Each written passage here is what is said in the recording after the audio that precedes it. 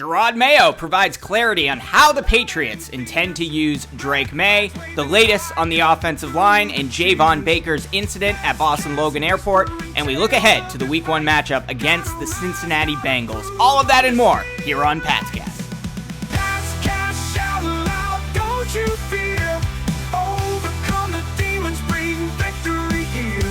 Welcome to Patscast. I'm Brad Whitaker. Hey, you need a VPN? Visit expressvpn.com/Patscast to get 3 months off of a 12-month annual membership. Again, that is expressvpn.com/Patscast. Jerod Mayo had a morning press conference today on Labor Day ahead of the Patriots' non-padded practice as they prepare for their first full week of the regular season with their Sunday matchup against the Cincinnati Bengals. And we got some clarity on how the Patriots intend to use Drake Maye going forward after naming Jacoby Brissett the starter. Jerod Mayo today said, quote, "If Jacoby was to get injured in the first week, 1,000% Drake Maye would be the next guy in." And this was kind of always a question. This is what I was expecting the answer to be, but there was some discussion about whether or not the Patriots would keep a guy like Bailey Zappi, and he would ultimately be the backup, at least early in the season, if the Pats didn't think Drake Maye was ready to go. Or after Bailey Zappi left, maybe you bring in a veteran quarterback that's worked with Alex Van Pelt before, understands the offense, and you bring him in if Jacoby Brissett goes down. None of that's happening. Drake Maye is in the Justin Herbert backing up Tyrod Taylor position week 1. We know how that worked out. Ultimately, Tyrod Taylor, I think he got his lung punctured or something terrible happened there, and then it was Justin Herbert's job there on out. And Jacoby Brissett has his work cut out for him in front of that Patriots hampered offensive line that's dealing with injuries, and even if you have all the starters out there, doesn't look very good. So the chances of him getting injured early in the season and Drake Maye taking over are higher than average, let's just say it that way. But Mayo did emphasize that the QB competition is ongoing, saying it's a competition each and every week throughout the season, but we also don't want Brissett to feel like someone is nipping at his heels. And I don't know how he's going to do that, right? I mean, all the Patriots fans are excited about Drake Maye being the future franchise piece. This is going to be a discussion every week all season long. When do you put Drake Maye in there? And that's going to happen in the locker room too. This is just the way it goes. We don't expect the Patriots to be a good team this year. And if Jacoby Brissett, if he can't say the reason the Patriots are losing is because of the offensive line, if the reason is Jacoby Brissett made X number of mistakes throughout the game, well, then that pressure is only going to accumulate. And Jerod Mayo hasn't really helped the team because he said over the last few weeks, and he reiterated it today, that Drake Maye outperformed Jacoby Brissett at the end of training camp and certainly in the preseason games. So Brissett's going to have that feeling all season long that Drake Maye is nipping at his heels. I think, look, he should have seen this coming. I'm sure he does see it coming when he signed with the Patriots early in the offseason, knowing that they had the 3rd overall pick and were likely to take a Jaden Daniels, a Drake Maye, or a J.J. McCarthy, and those guys would be vying for the starting job. Jacoby Brissett knows what he's gotten himself into, and he knows what he's dealing with the offensive line in front of him. This is a tough situation. I really do empathize with Jacoby Brissett, and hopefully he can competently run this offense. But this idea that you're going to be able to prevent Brissett from feeling like someone's nipping at his heels, that's just not the way football works, especially when you have your future franchise piece, who, for all practical purposes, is a much better quarterback. Yeah, maybe Jacoby Brissett has the advantage of, running 1-2-minute drills, getting the team in and out of the huddle, reading defenses pre-snap. Yeah, he has the advantage there because he is a veteran QB. But everywhere else, Drake Maye does have the advantage. He has a stronger arm. I'd argue he's a more accurate quarterback.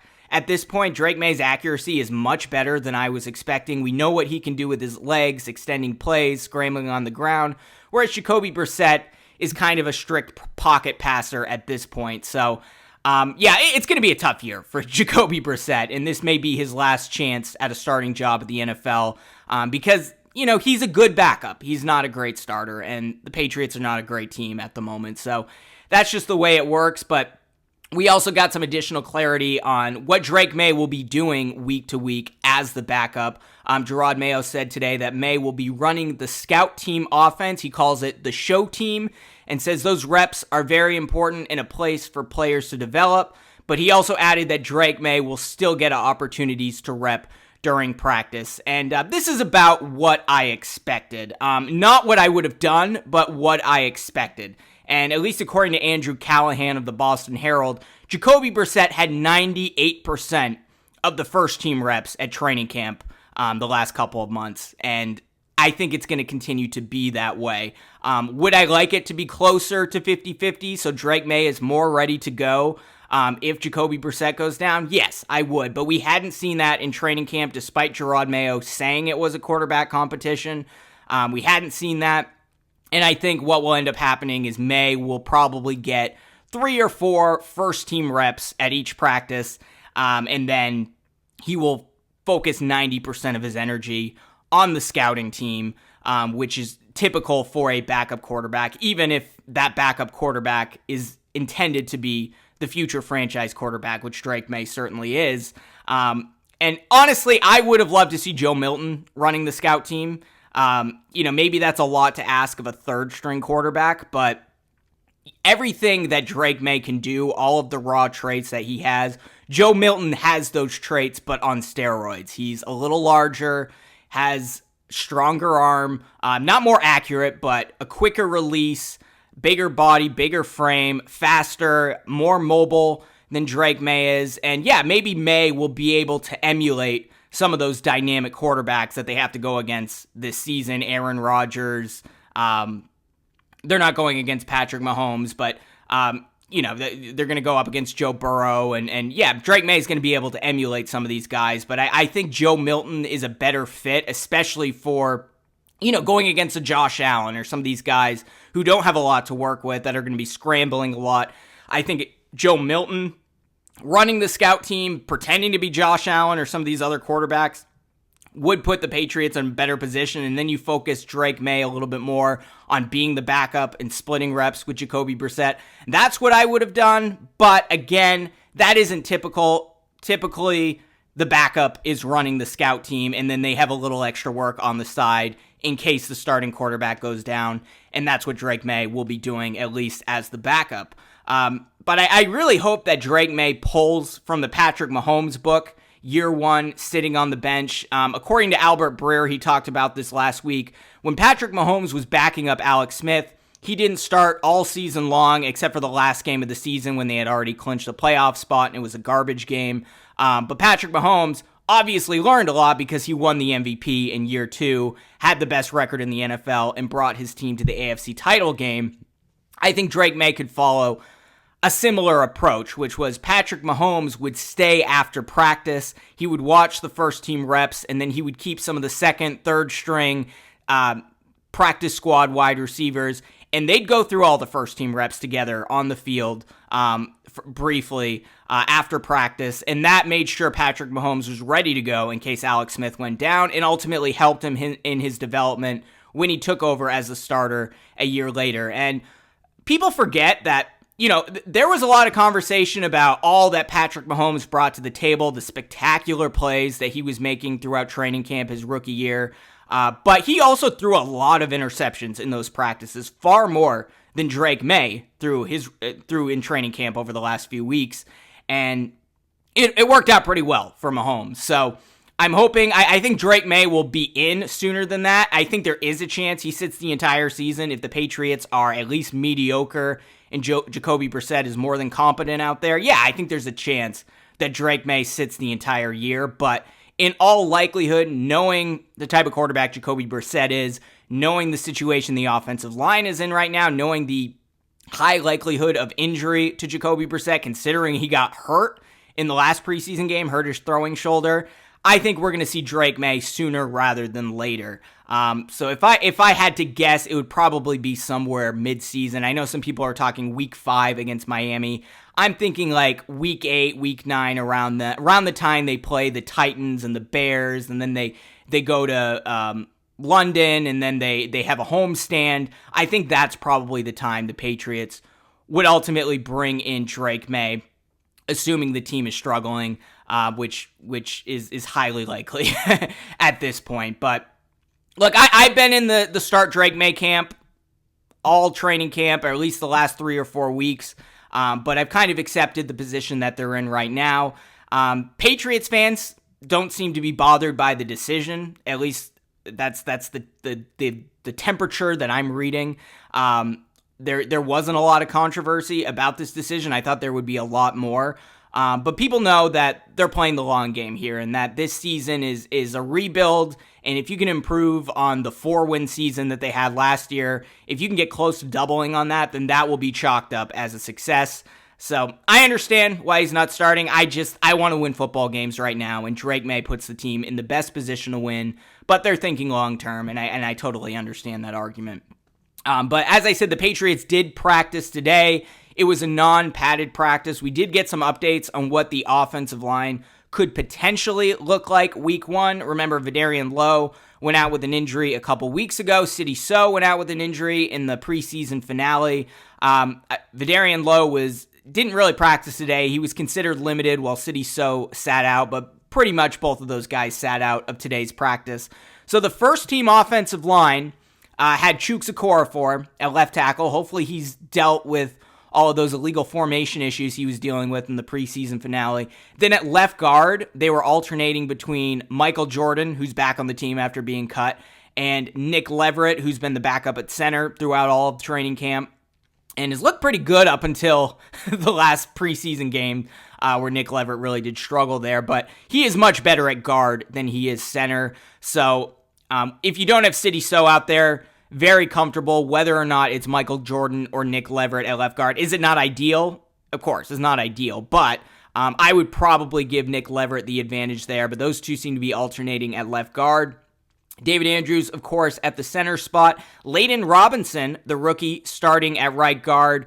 At least struggled on a few big plays in the last preseason game, but overall his tape looked pretty good, and he's had a fantastic camp, so I think he's probably earned a starting spot there. And that means Michael Onwenu is kicked over to right tackle, where we expected him to ultimately be starting this offseason, but he spent most of training camp at right guard, so we'll see how that plays out. But very strong possibility that this is the starting offensive line week 1.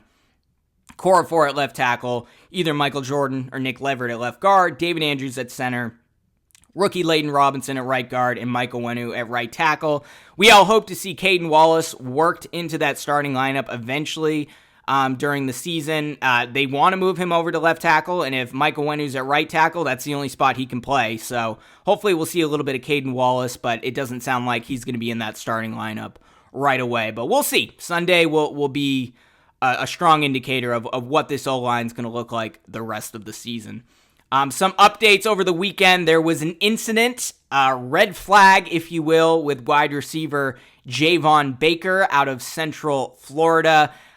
We knew there were some issues with Javon Baker when he was drafted, and Sunday was not a good look on his part. I guess he was dropping off a friend at Boston Logan Airport. He parked at a non-drop-off area, and he was ticketed by a police officer, which I can certainly empathize with. If you've ever dropped anyone off or been dropped off at Logan Airport, it is a mess, and there's constantly police officers saying, move along, as you're saying goodbye to your family. It's not great stuff. I can totally empathize with him there. What I wish he didn't do was immediately go on Instagram Live afterwards while he's driving, complaining about the police officer, reading his ticket while he's driving on the road, and just you could have avoided all of that. And you know, I the ticket, like, yeah, it's BS. I hate that stuff at the airport when there's no room to drop anyone off and you park where you're not supposed to, and then the police officer gives you a ticket. Like, that's not great. But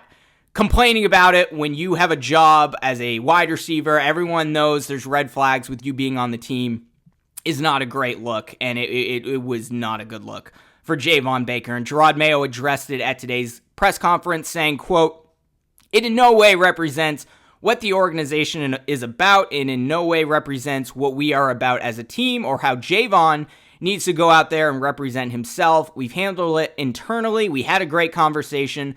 I think it's a combination of immaturity and just realizing the grand scheme. we're on a big stage here, and you can't do those things. As far as our relationship with law enforcement and things like that, I think it's outstanding, and we'll continue to strengthen that relationship going forward. He later added that Baker was disciplined, but not to the level of discipline of missing a game. So Javon Baker will be out there. We'll see how many reps he gets. I wasn't expecting him to get many reps, at least early in the season anyway, because he did struggle quite a bit the last few weeks of training camp. But overall, I think Jerod Mayo handled this the way you should.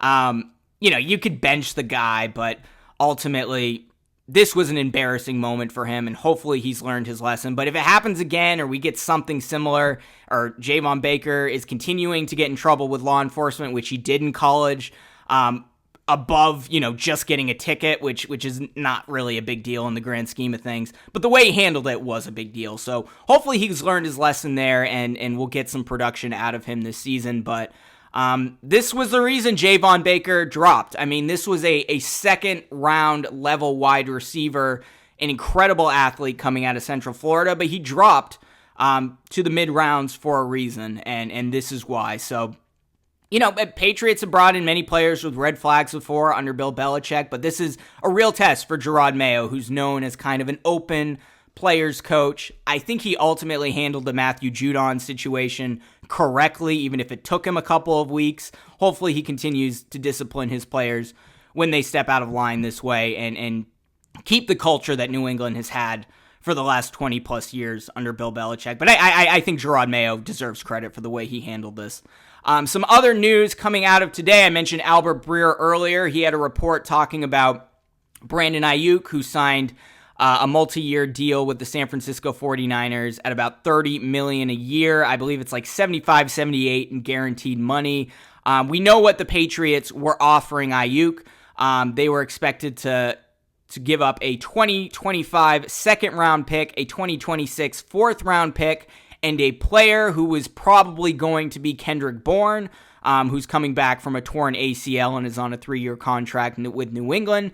The Pats put 2 contract proposals in front of Aiyuk. One averaged $30 million over 3 years, and the other exceeded $32 million per year over 4 years. And Albert Breer also added that they had the best contract offer in terms of guaranteed money, not just relative to the Niners, but relative to the Steelers and some of these other teams that were in the mix. So if it were about money, the Patriots would have gotten Brandon Aiyuk, but obviously it was not.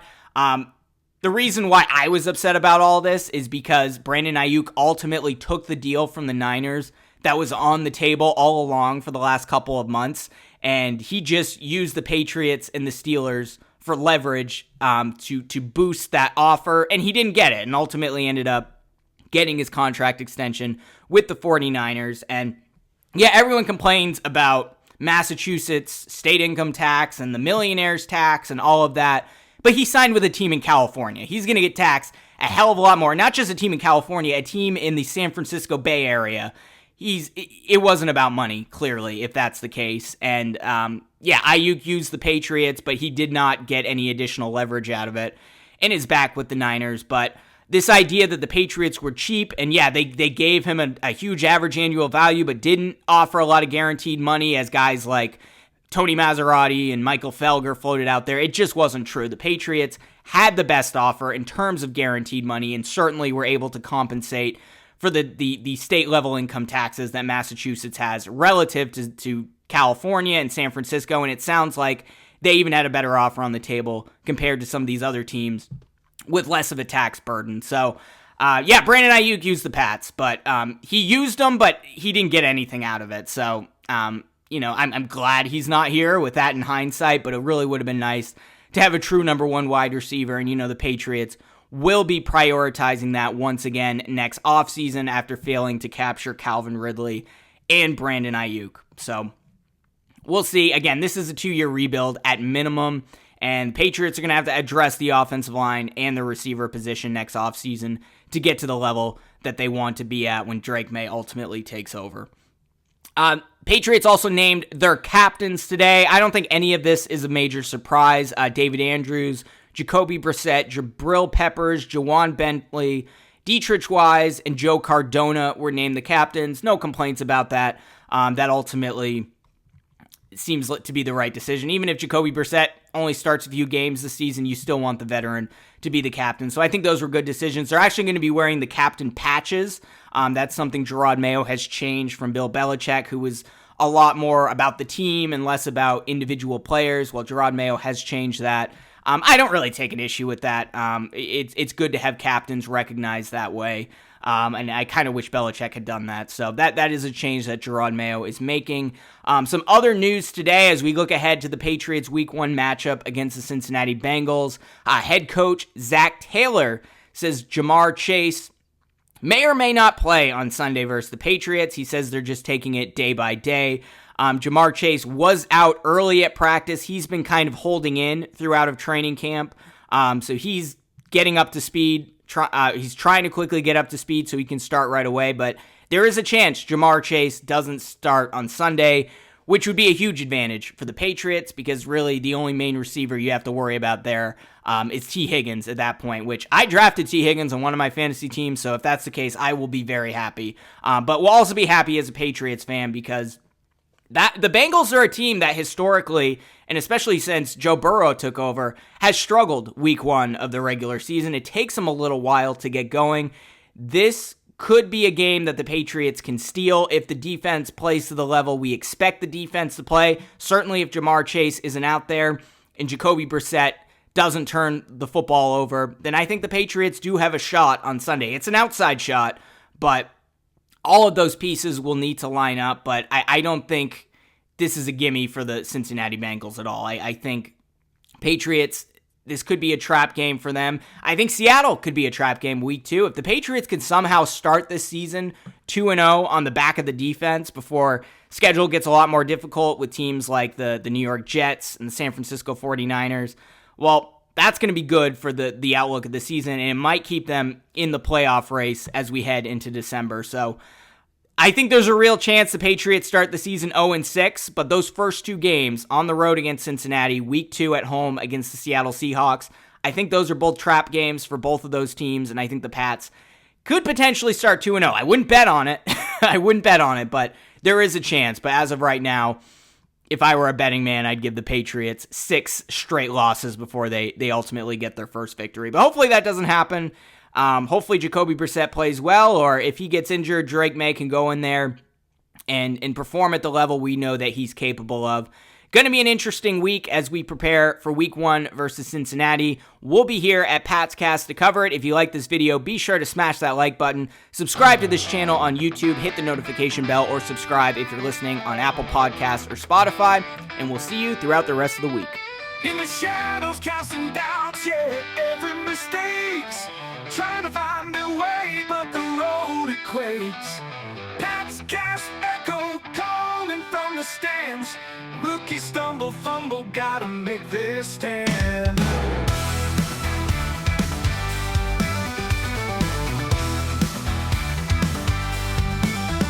Character concerns blaring loud and fierce. Red flags waving high, cutting through the cheers. PatsCast whispering tales of the fight. Gotta rise, gotta prove under stadium lights. Character concerns blaring